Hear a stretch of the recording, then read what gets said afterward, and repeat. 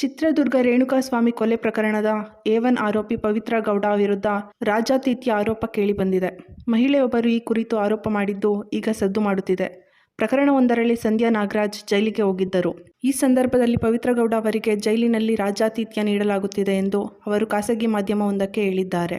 ಜೈಲಿನ ಸಿಬ್ಬಂದಿಗಳನ್ನು ಪವಿತ್ರ ಗೌಡ ಸಂಬಳಕ್ಕೆ ನೇಮಿಸಿಕೊಂಡಿದ್ದಾರೆ. ಜೈಲಿನ ಭದ್ರತಾ ಸಿಬ್ಬಂದಿಗಳು ಪವಿತ್ರ ಗೌಡ ಅವರ ಕಾಲು ಒತ್ತುತ್ತಾರೆ. ಅವರಿಗೆ ನಿತ್ಯ ಮನೆಯೂಟವೂ ಬರುತ್ತದೆ. ಅಲ್ಲಿನ ಸಿಬ್ಬಂದಿಗಳೇ ಮನೆಯೂಟದ ಬಾಕ್ಸ್ ತೆಗೆದುಕೊಂಡು ಬರುತ್ತಾರೆ. ಹೀಗೆಂದು ಸಂಧ್ಯಾ ನಾಗರಾಜ್ ಖಾಸಗಿ ಮಾಧ್ಯಮವೊಂದಕ್ಕೆ ಹೇಳಿಕೆ ನೀಡಿದ್ದಾರೆ. 3 ತಿಂಗಳು ನಾನು ಜೈಲಿನಲ್ಲಿದ್ದಾಗ ನಡೆದಿರೋದನ್ನು ಹೇಳಿದ್ದೇನೆ.